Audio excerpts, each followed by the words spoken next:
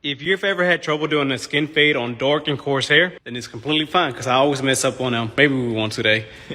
But anyways, today we're all going to be doing a drop fade on him, which a drop fade is going to begin in the temple area. Then it's going to go into the back and stay right below the occipital bone. The best way you can find the parotid ridge is by placing a comb flat on their head. And wherever the comb stops touching the head, that's where the parotid ridge begins at. And on him, as you can tell, if we place it towards the back, the parotid ridge drops a little bit lower, which that really lets me know where I'm going to be placing my first guideline to create this drop fade. So I typically begin right by the ear. And instead of trying to fight the ear and cut right here, I'm going to go ahead and begin right above the ear. So that's going to be my first guideline. And that's also going to help me ensure that I keep both sides symmetrical. And like I said, towards the back, we're all going to be dropping it, staying right below the occipital bone. But I also don't want to drastically drop it like this, because if I keep it in this angle, then it's really going to look like he has a mohawk from far away. So I am going to be cutting into the nape area, really making sure to shorten this area up, once again, to prevent him from looking like he has a mohawk. And as soon as I create my guideline going with the trimmer in this angle, I'm going to flip it around, dig in at the bottom, and just slide up. There's no need in flicking out. If you begin flicking out trying to go up to the line, then you're most likely going to cut into an area you don't want to cut into. So literally just slide, and as you get to the line, stop. So in fast motion, it looks something like this. And I really recommend that you don't move on to the next step until you ensure that every single piece of hair down here is completely cut and smooth and even as possible. And with his hair being a lot more coarse and dark, I know if I debulk with the number 2, it's really not going to change the shade of the color. So I am going to be using a 1.5 guard to dig in and slide up and allow his head shape to guide my clipper right off the head to begin debulking. And as I mentioned, their head shape is literally going to guide your clipper right off the head. Don't try to curve into the head where it curves off. Literally allow your clipper to come right off the head. And that way we have a clear understanding of where the parotid ridge is. And we also have a strong foundation line at the bottom. So that lets me know now that I have this much room to create the fade. But before I continue, I'm going to go back to the bottom and use the shaver to completely bottom out at the very bottom. And with the shaver, I'm just going to be sliding up and down. And don't worry about applying too much pressure. It is not going to hurt them. And if it does hurt them, just ignore them. They'll be all right.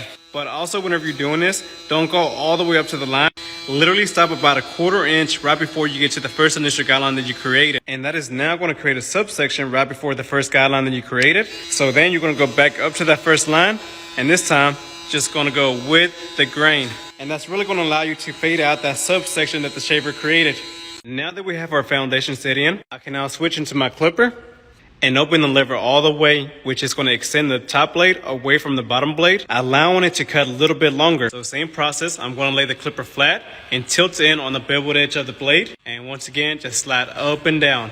Not flicking out or anything, because if I were to sit here and flick out, especially as a beginner, then I would not be able to stay consistent with that flick out, and I would end up cutting into an area that I didn't want to cut into. So always be sure to create your lines as harsh and defined as possible. That way you'll know exactly where you're at within the fade and you won't get lost. Now to start fading out the subsection, I'm going to close my lever all the way. Once again, that's going to close the top blade and the bottom blade together. And instead of using the full blade like this, I'm only going to be using the corner of the blade and tilting it outwards a little bit. And I'm going to go about 1/4 inch above the first line that I created.